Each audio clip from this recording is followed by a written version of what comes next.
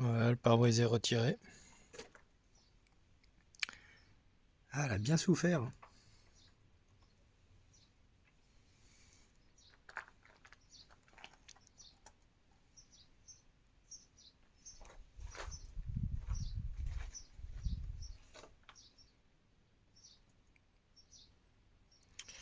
Bon,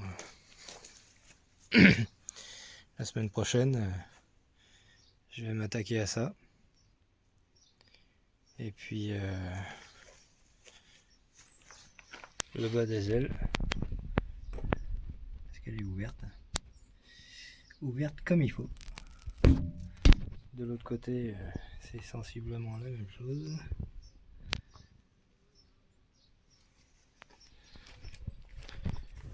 Le bas des ailes est bien pourri. Les tours des ailes, les tours d'ailes, ben, tout ça, ça va être découpé.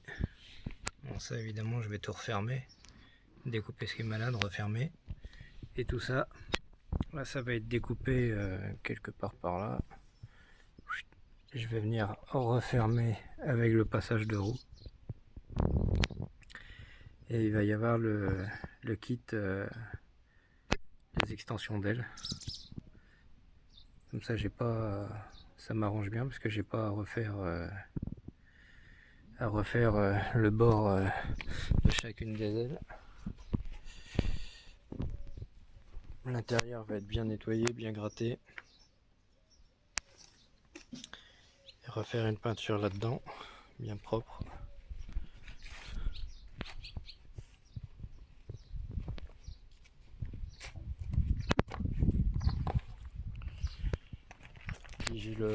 J'ai le bas de caisse ici à finir.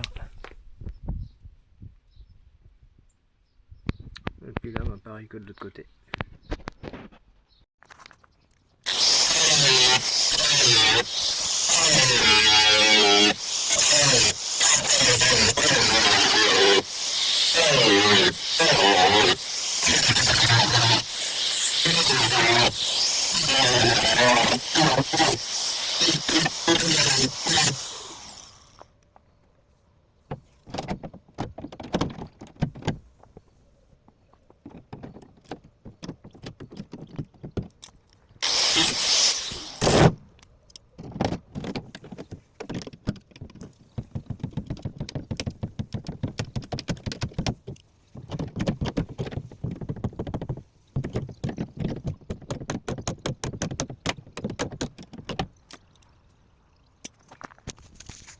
De la dentelle. De la dentelle. C'est de la japonaise. On peut le la défense, c'est rien. On a facilité. On a fait tout ça. Attends, ok. Pour avoir fermé avec les papiers, avec les papiers, et ben, ça mérite de devoir faire comme ça, mais neuf. Ça mérite de quoi. Faire des questions, mais on va dire de quoi. Parce qu'il faut un peu travailler, mais changer. Petit spoiler d'époque. Une refabrication qui va donner un petit look sympatoche.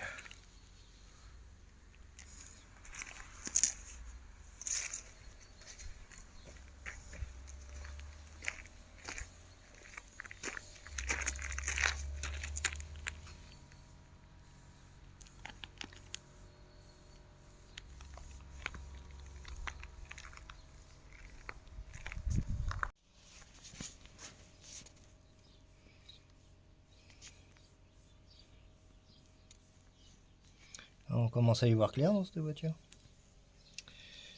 Il va falloir découper tout là, refaire ce morceau, refaire le bas de l'aile, connecter le tout, souder, et puis c'est réparé. C'est magique.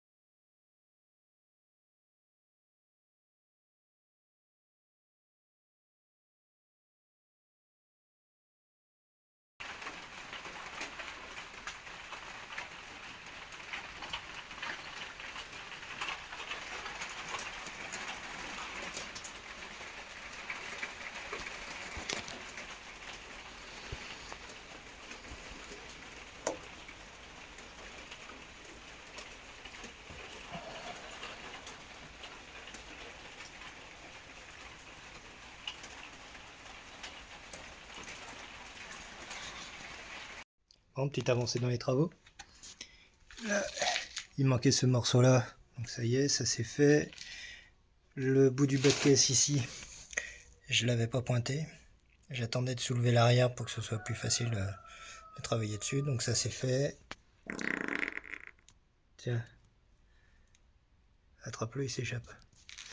Ça, c'est fait aussi. Le petit morceau là, toute la partie derrière, parce que c'était totalement mangé, c'est fait aussi. Le tour de l'aile, il est soudé. Ici, bah, il manquait toute la partie basse. Donc ça, c'est fait. Il reste la partie ici pour fermer le passage de roue. La partie ici aussi est neuve. Et je vais pouvoir traiter depuis l'intérieur. Tac. Donc il faut fermer ici maintenant. Ça va être assez simple. Un petit morceau ici parce que je me suis un peu foiré dans mes calculs. Mais bon, c'est pas super méchant.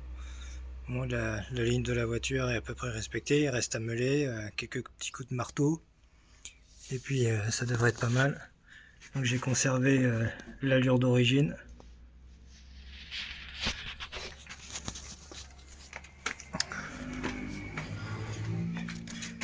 Et là pour fermer, ça va être relativement simple.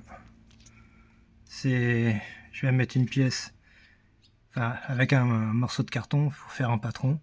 Et c'est une pièce qui va être pas droite mais presque. Donc ça va pas être trop difficile. Et après, comme il y a l'élargisseur d'aile qui va venir tout ici, ça va être pas mal. Donc là ça fait un peu voiture Mad Max. Mais alors j'espère qu'au contrôle technique on va pas me marquer contrôle impossible, parce que bah, évidemment ils savaient qu'elle était rouillée, c'est pour ça qu'ils me l'ont refusé au contrôle technique. Bah, ils avaient raison, hein. Elle le méritait, mais je vois pour mon Patrol que j'ai vendu maintenant, ils avaient mis contrôle impossible. Il suffit de tapoter dessus ou mettre un aimant ou ce qu'ils veulent pour voir qu'en fait c'est de la tôle, c'est soudé, on voit les points de soudure comme la loi l'exige, on voit les cordons de soudure.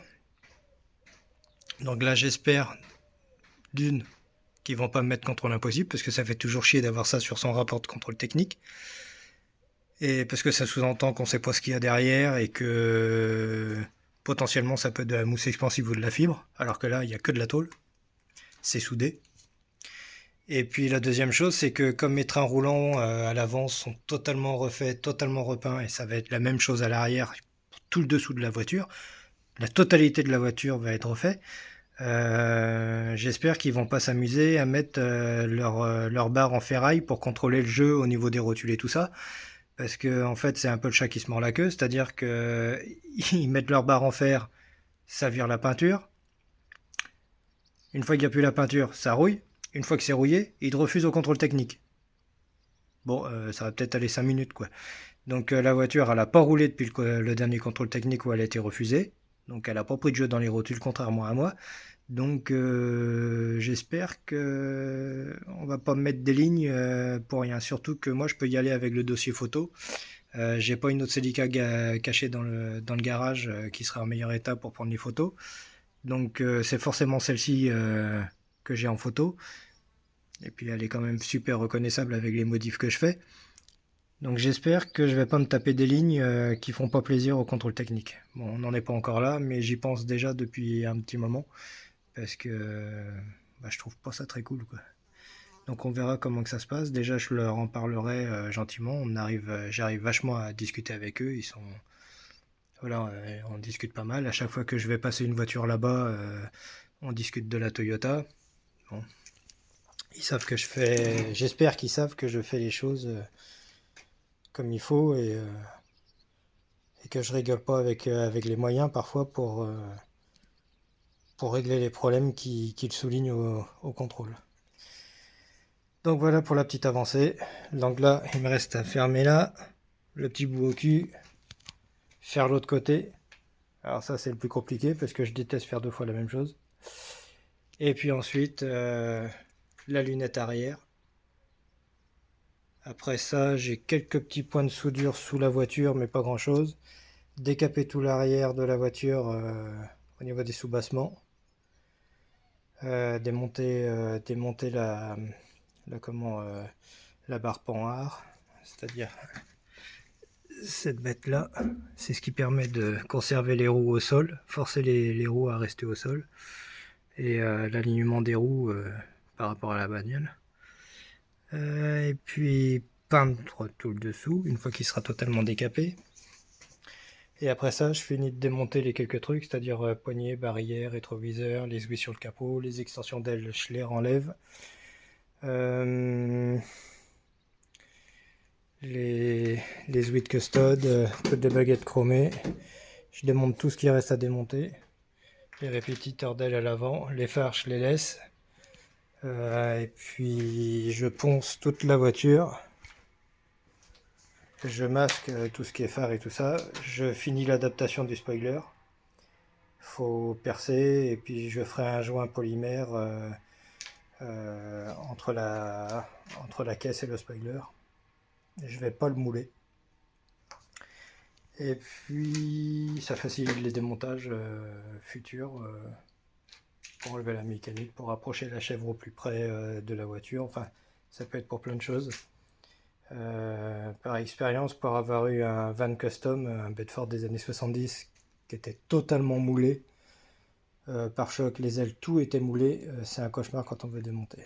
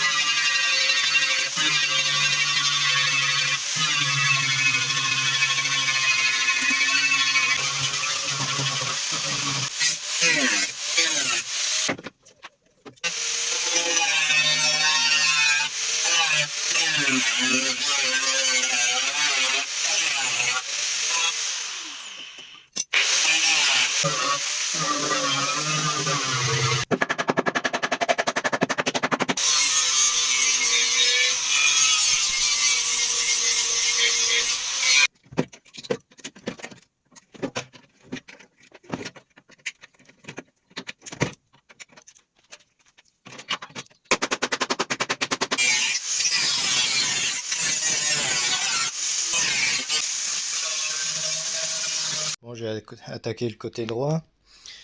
Donc là, j'ai découpé l'arche de roue. Donc le morceau, il est là. Qui était bien attaqué évidemment. Là, il y a tous les morceaux par terre. Parce que l'arche de roue était bien mangée. Donc même principe que de l'autre côté. On découpe la première partie après avoir repéré avec le montage, le pré-montage de l'élargisseur d'aile. Et ensuite il suffit de conserver la partie du passage de roue à découper à intervalles assez serrés pour pouvoir le replier. Et ensuite je vais faire mes points de soudure tout du long. Juste des points, il n'y a pas besoin de faire de remplir totalement, juste des points de soudure, c'est largement suffisant. C'est comme lorsque les bas de caisse sont fixés. Bon bah là j'ai refait des points comme à l'origine en fait. À l'origine c'est juste des points de soudure électrique, il n'y a pas besoin de faire des cordons tout le long. Donc là j'ai découpé les parties qui étaient malades ici. Donc ça, ce côté-ci c'est le support de la barre panhard. Donc là j'ai bien rempli de traitement à l'intérieur, soufflé avant au compresseur pour enlever toutes les saletés. Et je vais refaire une tôle assez épaisse, recréer toutes les pièces ici du passage de roue, le bas de l'aile et la partie derrière pour fermer l'emplacement du cric. Fermer ici aussi la partie du bas et puis remplacer le renfort qui est là, qui est un renfort pour l'emplacement du cric, la fixation du cric, qui se range évidemment à l'intérieur du coffre. Et cette pièce là je vais pas avoir besoin d'en refaire une, j'en ai déjà une de fait que j'ai fait il y a quelques années quand j'ai refait déjà une caisse de Celica de 73.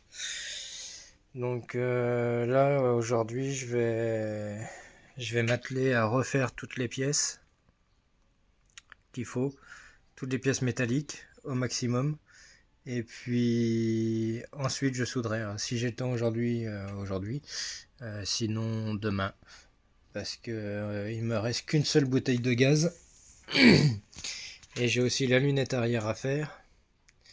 Je vais avoir 2-3 petites soudures sur le pare-choc du camion, une toute petite partie, une tôle de une dizaine de centimètres à l'arrière du camion à remplacer, et je vais avoir aussi les bas de caisse et le bas des ailes avant à remplacer sur la E36.